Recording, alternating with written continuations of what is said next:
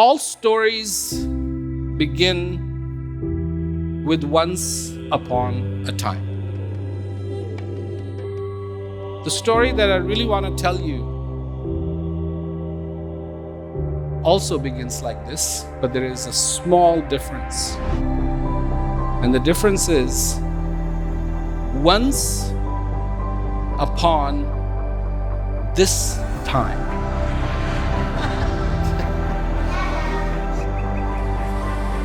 There lives you.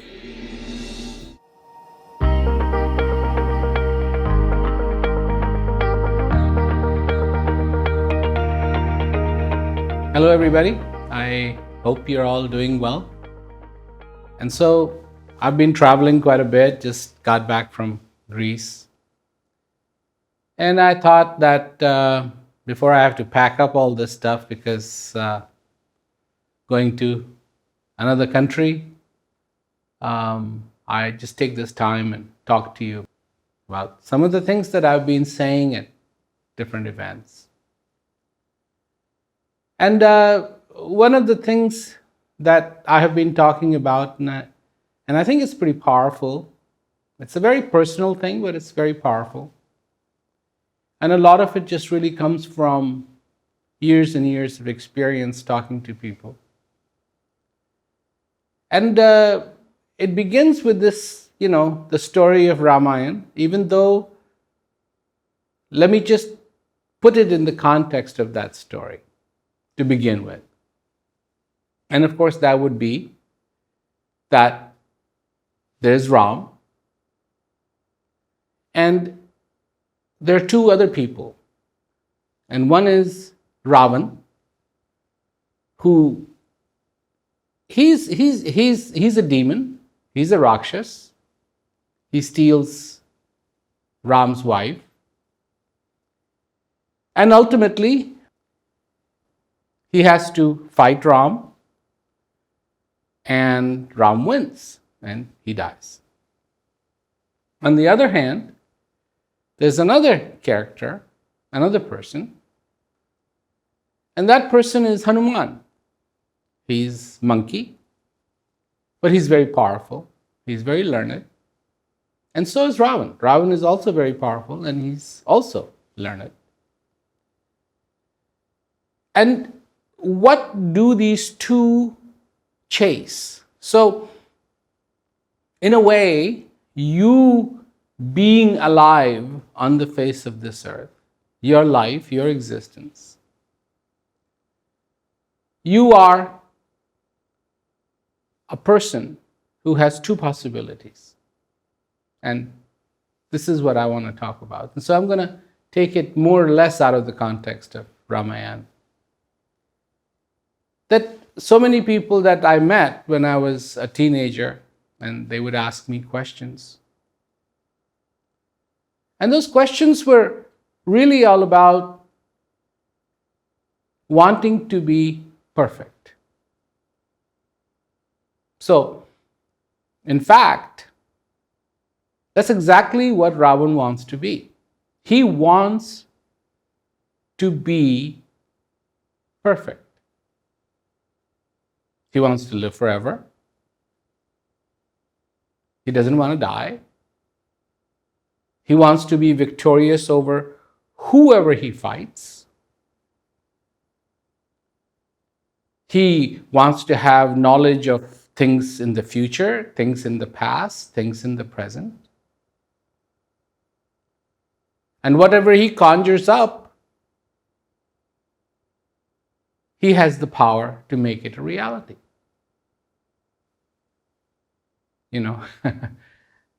However you look at it, it's almost like today's human being. They want to fulfill their dreams, whatever their dreams may be.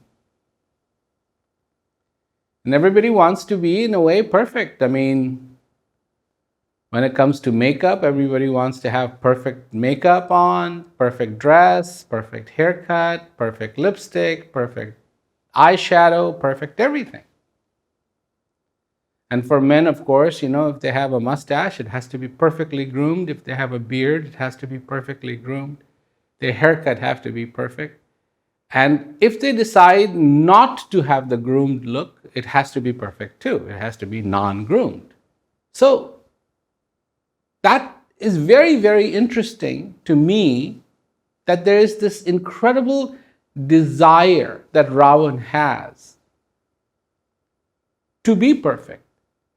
And his city should be perfect, his town should be perfect, his country should be perfect, and of course he should be perfect. And then there is this other character, and that's Hanuman. Of course, he's very learned too. He's very powerful. So what does he want? Hanuman, he doesn't want to be perfect. Instead, he wants to embrace the perfect. He wants to experience the perfect. He wants to serve the perfect. So both want to be associated with perfection, but entirely different ways. One wants to be perfect, and one wants to experience the perfect. This is very interesting to me, because there is a desire in us for that perfect family, for that perfect job, for that perfect reward, for that perfect house, for that perfect vacation, for that perfect wedding, for that perfect birthday, for the perfect.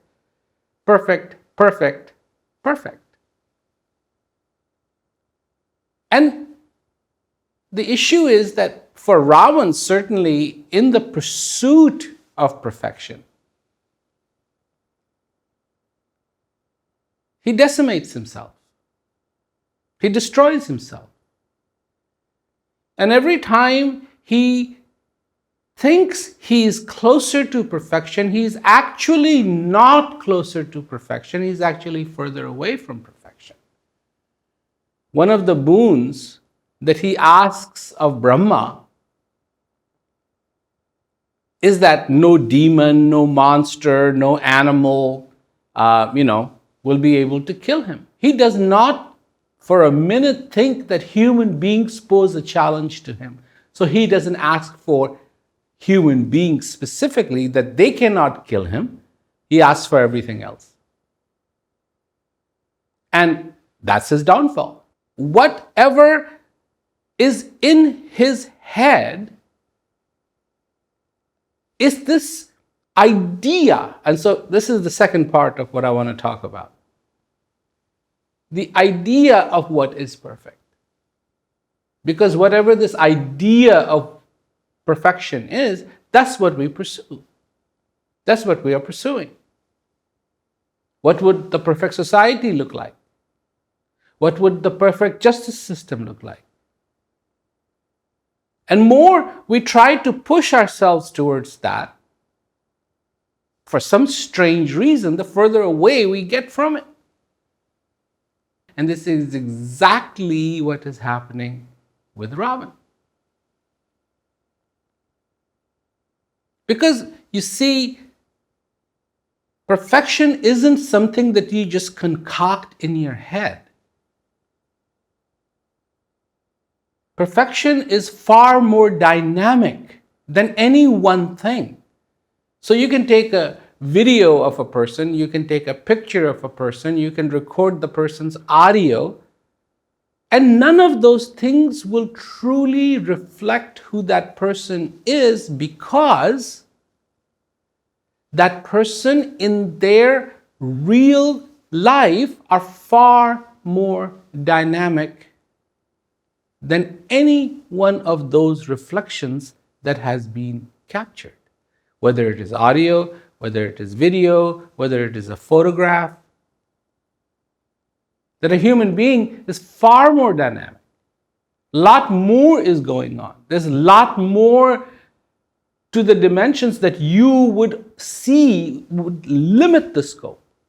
So when we start through our imagination, try to figure out what perfection is, that perfection is far from perfection. That has nothing to do with perfection. And so we have set up a goal in the name of perfection, because we create, concoct, and that's the best word to use here, concoct, because we make up our definition. We don't know what the definition is, like the definition of peace. So we make up this word called peace. There is a feeling of peace inside, but it's a feeling. There's an experience of peace, but it's an experience. And it's dynamic. It's not static, it's dynamic. And it is not dependent on outer circumstances. But the concoction that we have created, called peace, is very static. It's this has to be there, and if you have this much, this much, and this much of this, then you are happy, and because you are happy, you are in peace. Wrong. Sorry. Sorry, but that's not the way it works. That's not the way it works. It is like trying to get into the description. When somebody says, I'm thirsty, can I have some water? You say, yes, water is this liquid, which is, H2O, and it is usually put in a glass, and then it is offered, and then when you drink it, it quenches your thirst. Of course, that person wants something more. That person actually wants water. So at what point do you actually look at these things that we concoct, that we create, the definitions, the goal end of this is when I get to this point, I am there. When do we start looking at these as arbitrary? That they're not real. The first effort has to be in your understanding that you don't want to be perfect, but you want to experience the perfect that is inside of you. There is a perfect. And it is perfect not because of anything that makes it perfect. It is. It was, it is, and it will be. And if it wants to evolve, it will evolve. If it doesn't want to evolve, it won't evolve. It is perfect in any state that it is in. It does not cater to anybody's concept of what perfect is. In this universe, there is great light and there's great darkness. And both exist. And it's very simple. Where is the darkness? Where there isn't light, there is darkness. And where is the light? Where there is the light. Where there is a body, a star, that's giving the light. And so, you could get very complicated because we're talking about life. But that's it. We concoct all these ideas and then we pursue these ideas. And all our energy, instead of going and experiencing what the perfect is, embracing what the perfect is, that is the way it is,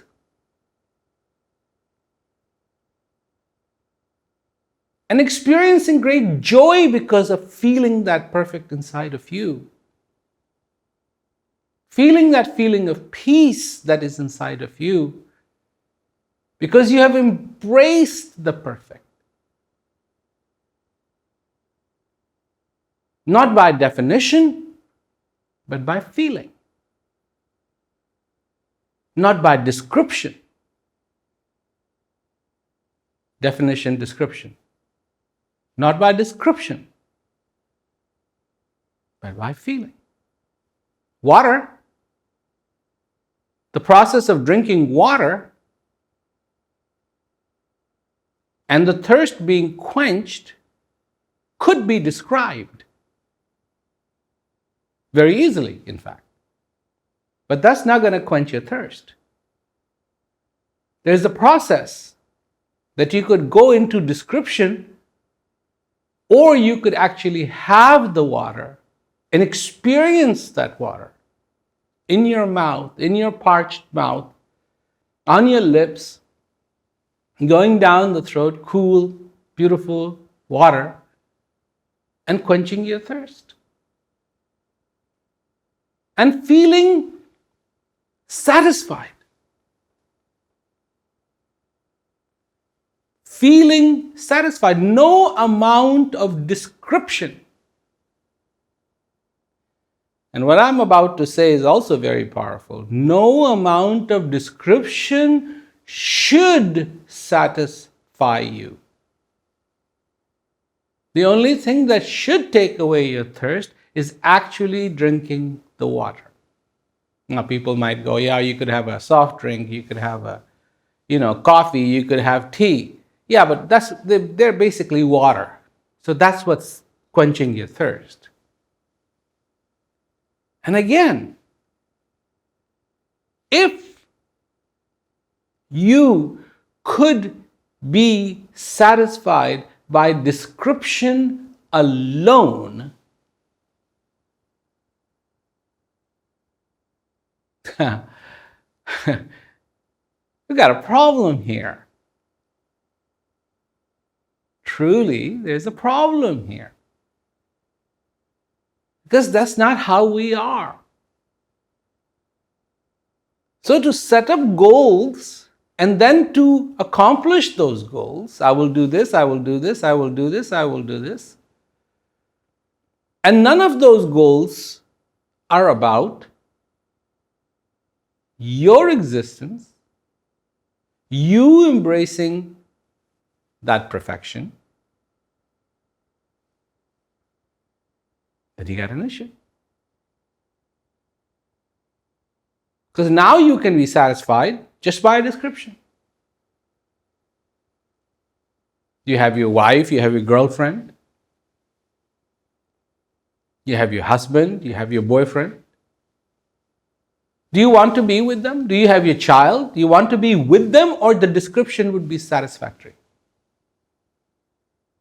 So, is that how you work? I mean, then why would you ever need to take a vacation? Just get a description of a vacation. You are now lying on the lounge chair and the sun is beating down upon you, and you've just put on some suntan lotion and everything is wonderful. And here comes your cool, refreshing drink.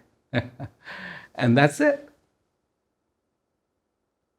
But you know you will not be satisfied with that. That description may actually cause you more to go on a vacation. This is possible. But to be satisfied and say that's enough, that won't happen. That's not going to happen.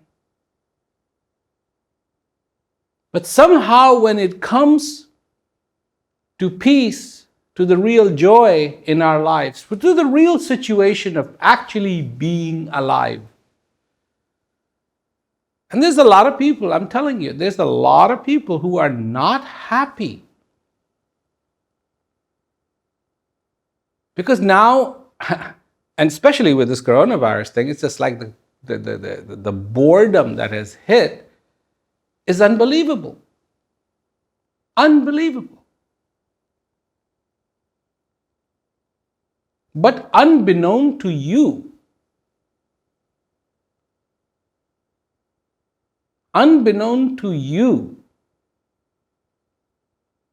even before the coronavirus, something had been quarantined inside of you.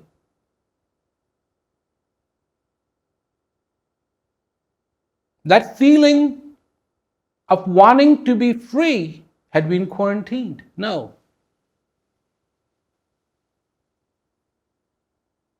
I am in the midst of pursuing my concept, my idea of what is perfect. Everything else, hang on. The love, the simple love, love for peace, your heart quarantined, locked up, can't go out. You know, some of the events that I have done, I always asked that I could look into people's eyes. And then in one of the events, I was looking at the audience, and that's all you can see is the eyes, because the mouth and nose are covered. And so it was like, well, you asked for it. You asked to look into their eyes, now that's all you can see.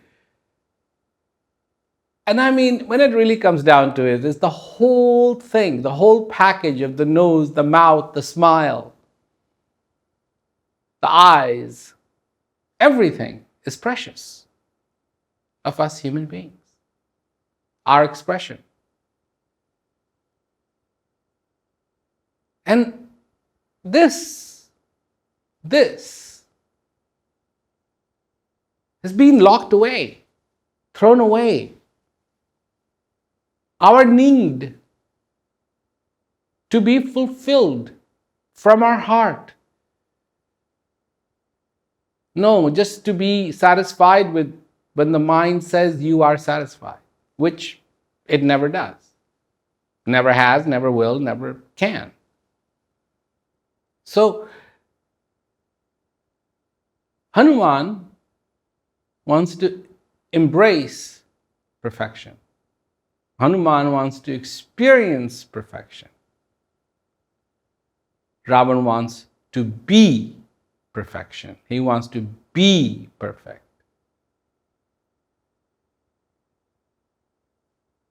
And the way the story goes, Ravan is no more. He's slain on the battlefield. He's killed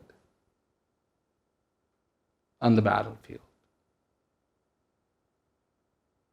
And when he's lying there, Ram says to his brother Lakshman, he says, go and get some good advice from Ravan. He is, after all, very knowledgeable.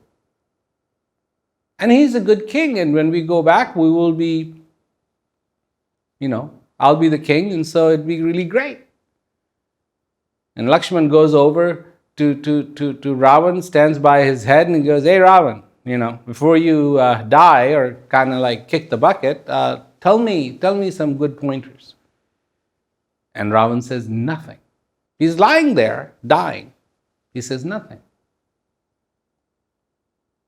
And so he goes back to Ram and says, his brother goes back to Ram and says, the rope has burned, but the twists on the rope are still there.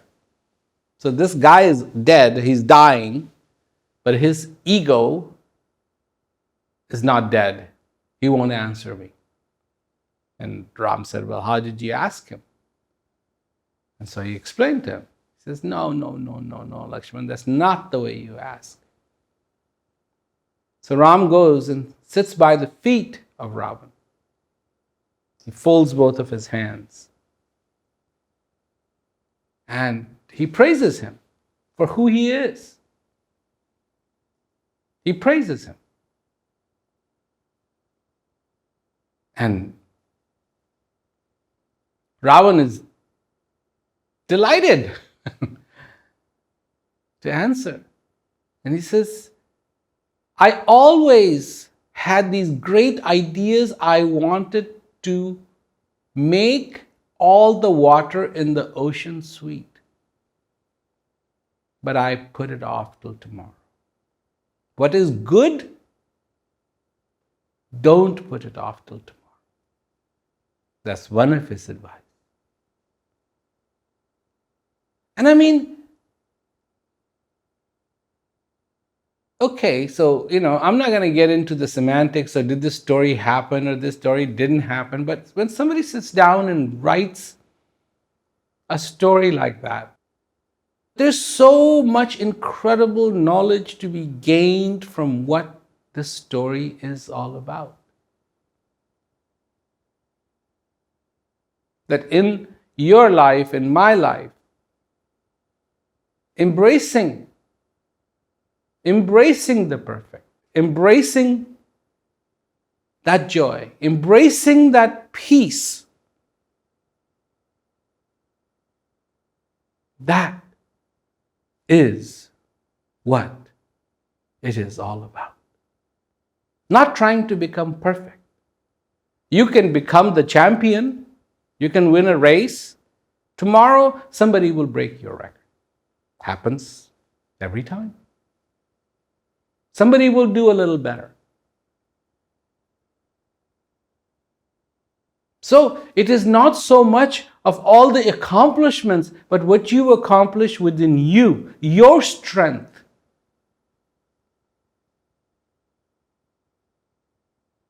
Not chasing little dream clouds that you create through your imagination, but the reality that is ever present, that was, is, and will be.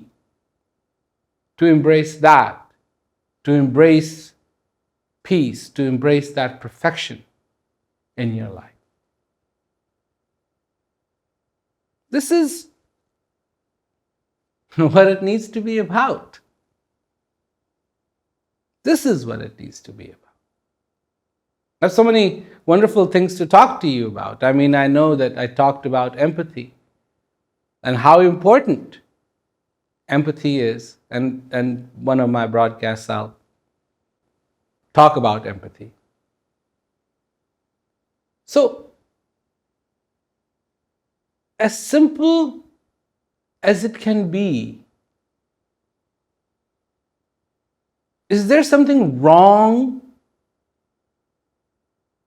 in being Ravan? And you can say no. But at the end of the day, he gets nothing. He gets nothing. His Lanka, his city, the capital city, made out of gold supposedly, is burnt down. He cannot take his wives with him. He cannot take his money with him. And empty-handed he had come, and empty-handed he is leaving. Even though he has had so many boons granted to him. He's so powerful. So incredibly strong. But as he lies on that battlefield, he's nobody.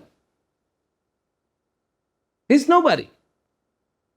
And ultimately, a funeral pyre is made, and all his soldiers and all those people are put together, and boom, they're burnt, and that's it.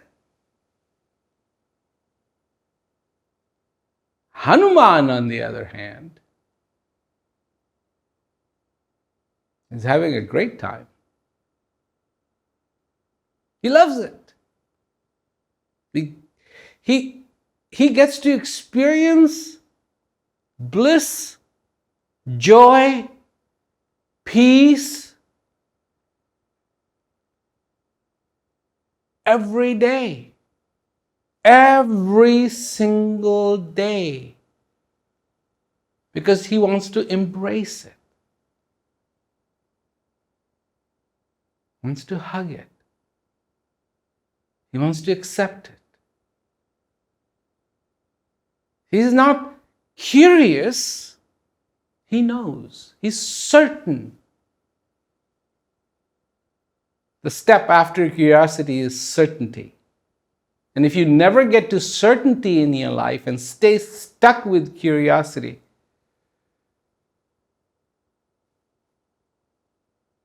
it has its disadvantages. You'll be curious about everything and certain about nothing. There are certain things you need to be certain about. The coming and going of this breath, you need to be certain about how beautiful it is. That the peace resides in your heart, you need to be certain about that. You need to experience that. And that's what Hanuman does. And very happy, very much in peace, very much in joy, because he wants to accept that perfection. So, you may not believe in this story, you may believe in this story, whatever, but at least take away the knowledge. And the knowledge that Valmiki put forth. And there's so many renditions of Ramayana.